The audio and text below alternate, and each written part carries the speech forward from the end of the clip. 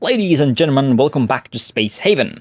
I was planning on doing a small test run here with the pirate crew on Alpha 19 version before Satisfactory version 1.0 comes out. Plan was for me to just test out a few things and after August to start planning for the Satisfactory run. However, looking back at the footage I got, this is turning out to be the run where I have progressed the most in the game, and I have done it rather quickly as well. So let's start a new game. This time we're going to pick the Small Hope scenario. We start the game with a fully functioning ship in this one. We're also going to pick the hard difficulty for this game. Then we want to do some small changes to the scenario settings. Mainly we're going to modify the faction settings. I wish to be neutral with the pirate faction and hostile with everything else, civilians not included. The civilian faction is actually a faction that I pondered quite a bit. Do I want to be neutral or hostile with them? I eventually chose to stay neutral with them, as that would give me a little bit more breathing room in the beginning with some trading and mission options.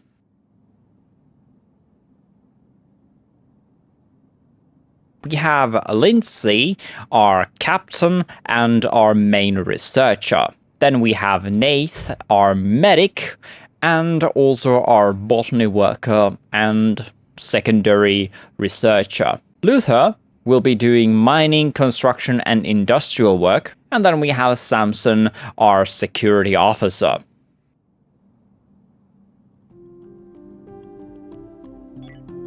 So, on the sector view, we have a military alliance presence on the next sector and a civilian leisure station as well. On our system there is nothing for us to see, so all we can do is push forward and hope that the military alliance ship can be won in crew combat. As for the starting ship, there is a small system core, navigation console and operations console with research facilities on the floor of the ship. The middle section has crew quarters and a dining area. The aft of the ship houses the shuttle bays, the engines, the power production, and 2-point defense guns, and the rest of the infrastructure to keep the ship flying. For the first item on the research list, I picked the shield's console. I later contemplated whether this was a mistake. I probably should have picked up the item fabricator or tried to go for the solar panels as soon as possible. This is mainly because the shields, while being extremely useful, take up a lot of resources to get built up. It took me several days and a few battles for me to actually be able to afford the shields. In the meantime, I was struggling in the crew combat and with power issues. As we jump out of the starting system, the military alliance vessel moves out, so they give us a little bit of a breathing room there. We may be able to do some trading and explore the derelict on the system without them breathing on our necks. With everyone equipped with the starting pistol, we sent them over to the derelict. We need supplies and stuff to sell to the leisure station as we are currently quite broke. The derelict exploration is slowly becoming a routine for me. Find a safe spot, dock and take cover, send out a scout to determine what we are facing, lure the enemies to the killing zone with the scout. Once the vicinity is clear, move the boarding crew to a better position, rinse and repeat. On this particular ship we have crawler aliens, which is great. They can go over holes in the ground, or again they exit to outer space, and they are melee enemies. So if we can keep our distance, we can take them out without risking injury to our crew members. With the enemies cleared and the ship explored, we can start transporting all the goods and scrapping the ship for parts.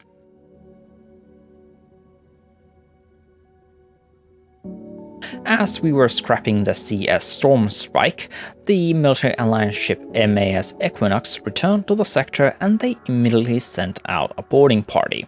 This is a very important fight. If we lose the fight or any crew members, the game will be extremely short for us. Winning this fight, however, opens up their ship for some easy profit. I sent out my crew into a defensive position, but I did not have room or resources to fully upgrade the area for defense. Some cover objects would have been nice. The first attacker was able to punch out Nath. Our crew, however, was able to take him out. The second and third attacker were not so fortunate. Our concentrated effort was able to make the other attackers surrender. We could take the surviving attackers as prisoners, but at this point our resources are rather low and we would need to supply them with oxygen and food. So we decided to let the world know not to mess with us. Right now we are too far from pirates or slavers to gain anything from these people, so it's time to execute the unneeded oxygen inhalers. All I can say about the military alliance is that they are stubborn. We executed their boarding party and they decide to send out another one as we are still busy ripping out the previous derelict. This time they only sent out one crew member without any weapons, and as soon as I was able to make him surrender, they offered us compensation. I was okay with this. I was quite willing to let them go, as we could probably cheese this and milk them for supplies in the future. The compensation from them unfortunately never came, and let me explain a little bug in the game. So a little bit of metagaming in here. There is an issue with the game that the compensation is considered a trade, and trades are completed as a list. So the compensation is now the first item on that list, and for that to be completed, the other party must be able to transport the goods from their storage to their shuttle. While this is going on, no other trades may be done. What I did not know at that time was that Matt was the only survivor on MAS Equinox, and we had caused major injuries to Matt. So Matt is alive, but without medical care he may die, and there is no one to minister that aid to Matt. This also means that he's unable to perform the trade, at least with haste. He is still functioning, as he was able to follow us to the next sector. As a side note, if you are playing the game with custom faction settings, I would advise to be very careful when picking up missions. For example, I managed to pick up a cargo mission to a military alliance outpost.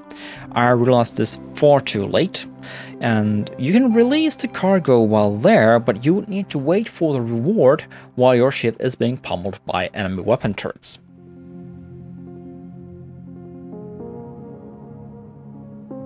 Matt on MAS Equinox did not learn his lesson. He followed us and wanted to kill us with his bare fists. Poor Matt. This time he took a lot of damage and he's both bleeding and starving. Without medical care, he died the next day, and the ship was left as a derelict. On the crew priority list, I changed a few settings regarding research. Only Lindsay and Nath should be doing research. This way we get more research done and less downtime with failed research.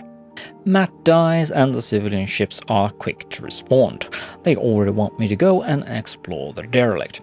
I mean, Matt's body is not even cold yet, and they won't really want me to go and rip out the ship apart. These civilians are savage.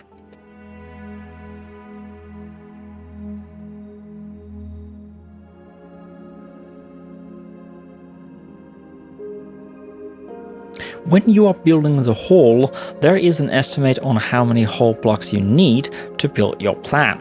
I do not recall seeing this before, but looking at my old videos, the screen was there before. But I seem to have tunnel vision active while playing this game and I have completely missed it. You can also mirror your ship design on both X and Y axes. Botany skill is something we must train. Right now our main botanist only has a skill level of 3, which means that until we get that level to 4 or 6, we can only plant root vegetables.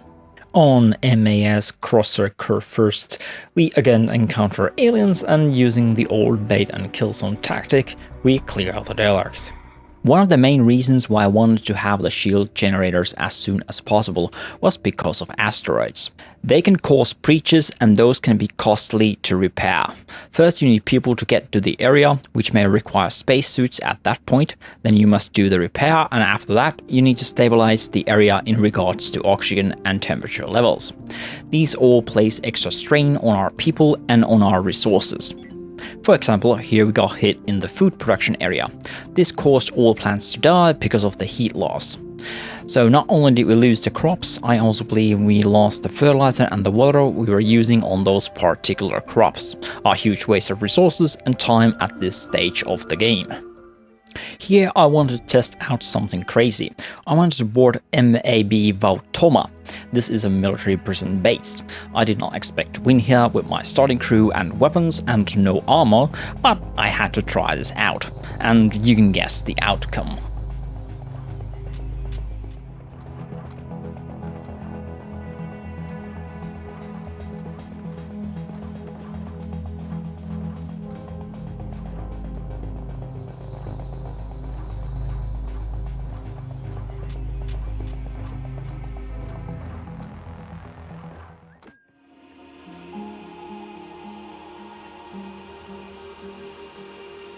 Oh yeah, and the game now has Facehuggers! Things were looking grim for Lindsay as I did not have a medic that was good enough on board, and neither did I have the tech to do the surgery table or whatever you need to get rid of these. Is it spores or is something growing inside you, Lindsay? Too hard to tell at this point. I was eventually able to get into a civilian ship that had medical facilities, so we did not lose Lindsay to this bug. So unfortunately, I do not really know what would happen if we did not do anything with the disease or with the alien growing inside Lindsay.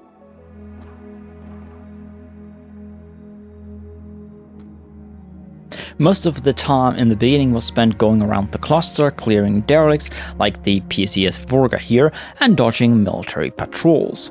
We also tried to do as much research as possible. In the end, this really felt like putting down fires here and there. Power and food were a constant concern. We also had a race with a military alliance patrol where they attacked my people and we raced to their ship to take that apart, as well as the one already present on the sector.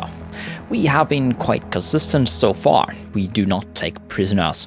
We are complete psychopaths here. Unfortunately, all this was stressing out my crew and Luther actually had a mental breakdown, so we must do something to make the crew more comfortable. Things like individual bedrooms help out quite a bit. On the side, I did a small test, as I wanted to see how many hole blocks I need to cover a single tire completely on the ship design canvas. Turns out it is 56.3. Just in case you have been wondering how many you might need to build a cube-like ship. In the Chang cluster, I got my ass kicked by rogue bots. I had to remove 1 point defense gun to be able to build the shield generator. Unfortunately, the 1 shield generator and 1 point defense gun was not enough to protect us from the waves of droids coming in. Also, while trying to attack the ship in crew combat, I faced a chimp bot and I was not comfortable fighting it with my basic pistols. Basically, we had to save scum ourselves out of there. This area is too hard for our crew and ship at this point. We need to upgrade our ship to be able to survive here. In another reality, I went to fight aliens in MAS The Existence, which I encountered in a hyperjump event. This fight took ages and we lost all our energy reserves while doing that. So here you can see the death of my ship when the power goes completely down. Needless to say, I save scummed out of here. Taron Armstrong Passage Cluster was not much better when it comes to giving me an easy pass. We did manage to get some resources out of the system before we had to fall back to safer grounds. Having our cargo port storage filled up was getting on my nerves, so I decided to go to the mission sector, complete the mission and negotiate a ceasefire with the military alliance. This resulted in me having to perform a settlement to them. Before we loaded the settlement to the shuttle, we decided to skip town. I mean, I had never done that, so it would be interesting to see what the punishment would be. Since I really don't care about my reputation with the military alliance, I decided to just keep the penalties. I don't care how much I own to this faction. I will eventually get to eradicating the whole faction if I'm given the time to do so.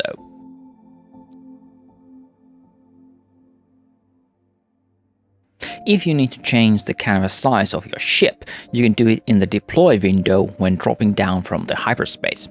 So, for example, I'm not pleased with the 1x3 size of my ship. I want to make the biggest ship possible, so the 2x3 canvas would suit me better. To change the canvas, I need to drop my ship into the undeployed area, and then I can change the size.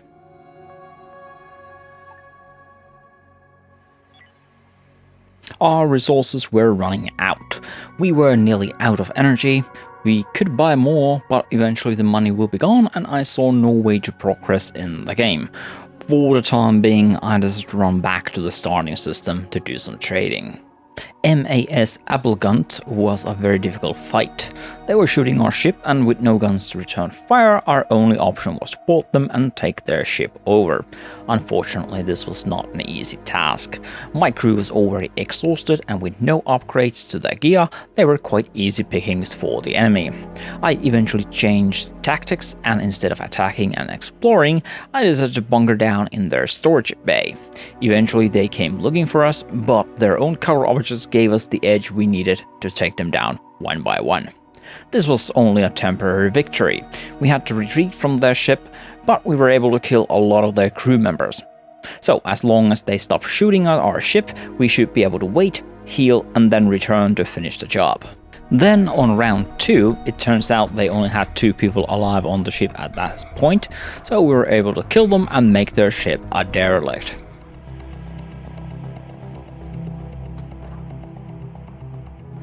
Despite our victories, we need to get resources, and as a joke, I decided to raid MFP the Rusty Tube. The base was heavily armed and it took us a couple of tries to conquer, but overall I was surprised how easy it was to take over a base with my pirates. Please note that I only have my starting crew of 4, they all have their starting pistols and no armor is equipped. I did not think that this would be possible to do, but it certainly is, and we are playing on harsh difficulty. Here is a little sample of how surprised and happy I was when I realized what I had just managed to do. We took a trade base. Oh God. Oh dear. Oh, energy blocks. 6 energy blocks.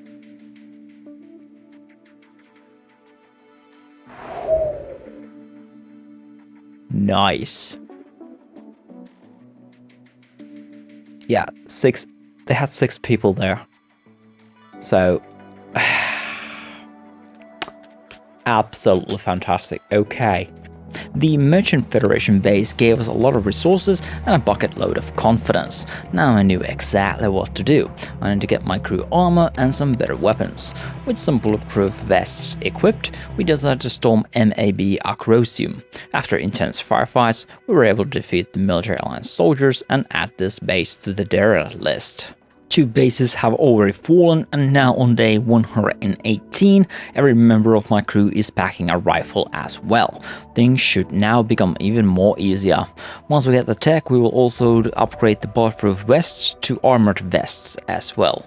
MAB Pioneer was the next base on our hit list. Now my crew was armed with rifles and this fight was extremely easy. With all the extra resources, I decided to change tactics as well, and this time we took the crew as prisoners. I picked the best of the bunch and left the rest in the derelict as we were venting the oxygen from it into space. And here are the luxurious apartments we built for Lily, and we will be expanding this area in the future to accommodate more people.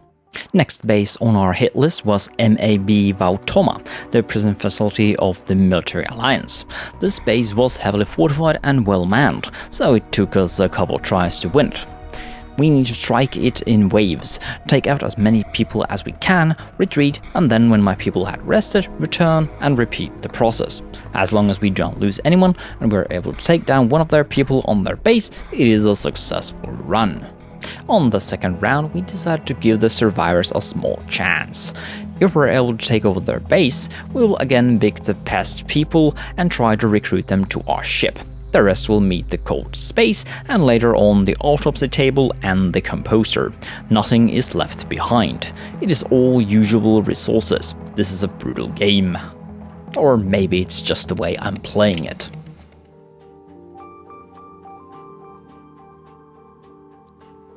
The aft section of the ship was receiving some much needed upgrades. We're moving the airlock onto the back of the ship. We will also add a secondary airlock in there so we can have a backup airlock if our logistics cannot handle the import of goods. We will also leave an open area next to the airlocks where we will place cover objects, so that defending the position will be easier and safer. I'm also changing the work schedule so that we have people working on 2 different shifts. This is a needed change as 2 of our prisoners have decided to join our cause, namely Deacon and Lily. This means we do not necessarily have to offer them their own beds, as they can sleep on shifts. We will add the extra beds, but at the moment we have more pressing building concerns. With new people on board, food production will also need to be expanded and diversified. We need to start making artificial meat. While I was visiting a civilian sector, I decided to try out the black market, namely I was selling goods to them. This was rather problematic, as I was slowly running out of water and the other party was working at the speed of a snail, and that was an insult to all snails.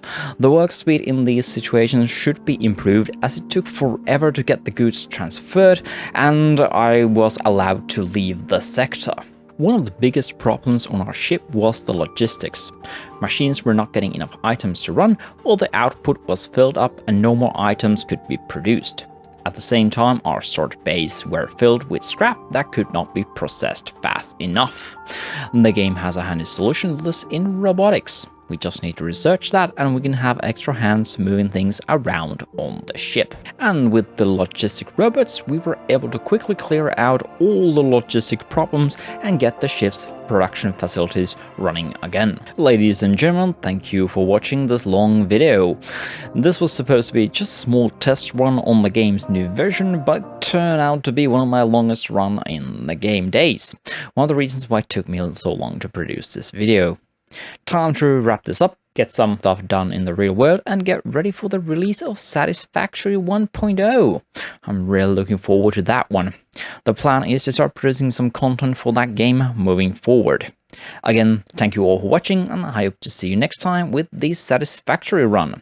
And no fear, we will probably be back in Spacehaven later on.